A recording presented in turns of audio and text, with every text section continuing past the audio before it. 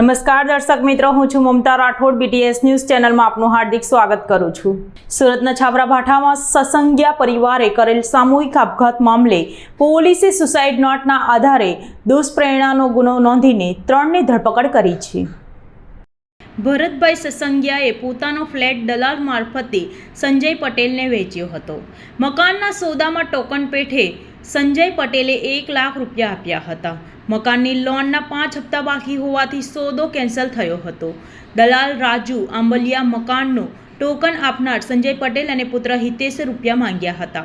ભરતભાઈ સસંગિયાનું દવાખાનું આવી જતાં લાખ રૂપિયા દવાખાનામાં ખર્ચાઈ ગયા હતા। મકાન દલાલ રાજુ આંબલિયા તેમજ સંજય પટેલ અને હિતેશ રૂપિયા માટે ધમકી આપતા હતા। ઘરમાં ઘૂસીને મારવાની ધમકી આપતા હતા।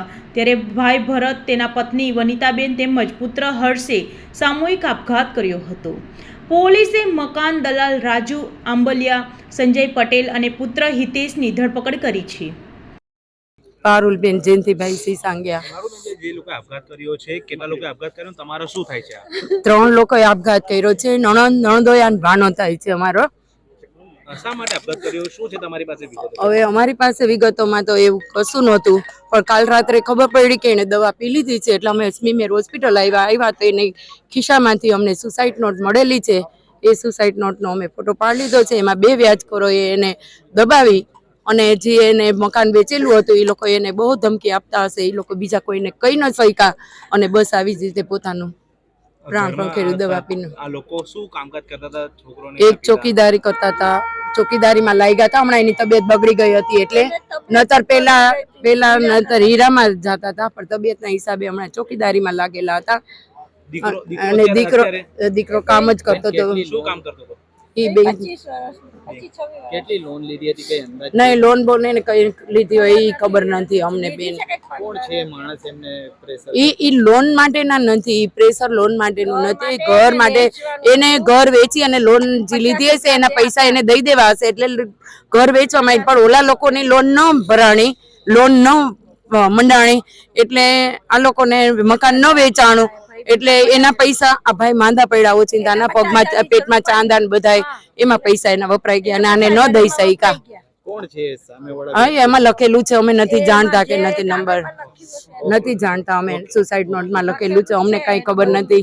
શું માંગ છે તમારી હવે? બસ એ માંગ છે કે આવી રીતે જો આટલા પૈસા માટે તન જીવ પોતાનો ત્યાગ કરતા હોય તો એને ન્યાય આપો, એટલે આવી રીતે બીજા કોઈ જીવ ઓલું ના કરે। બસ અમારી દિલીપભાઈ છે। દિલીપભાઈ કોણ હતા અને શું થયું છે? આ મારું નામ દિલીપભાઈ છે। આ મારા મામાની દીકરી હતી અને એ મારા બનેવી હીરાનું વ્યવસાય હતો। એનો છોકરો બી હીરાનું જ કરતો, પણ દિવાળી પછી આ એને તકલીફ થોડીક હીરામાં મંદીને કારણે એકદમ ધંધા સ્ટોપ થઈ ગયા અને મારા બનેવીને દવાખાનું આવ્યું। એમાં લોનના હપ્તા ભરાણા નહીં, કાંઈ 4-5 હપ્તા માથે ચડી ગયા હતા। શું કામ કરતા હતા? હીરાનું જ કામ કરતા હતા 2 જણ।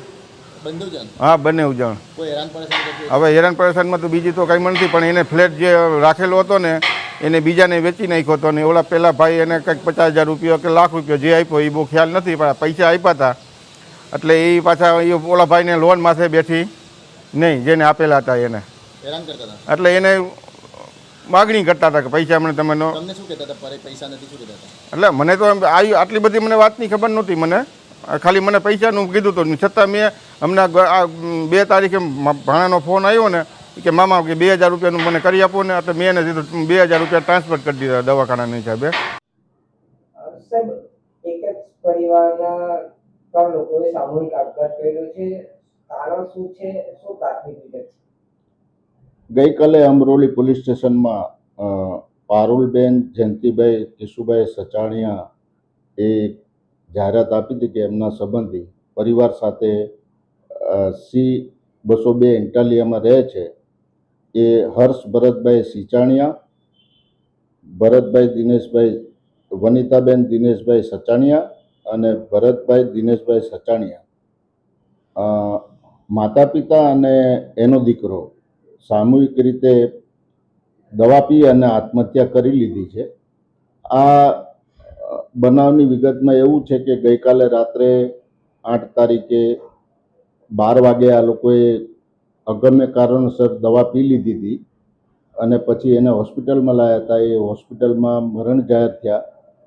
બનાવની વિગતમાં એવું છે કે આ પરિવારે પોતાનો ફ્લેટ બીજાને વેચાણ આપવાનું નક્કી કરીને પૈસા લીધેલા હતા.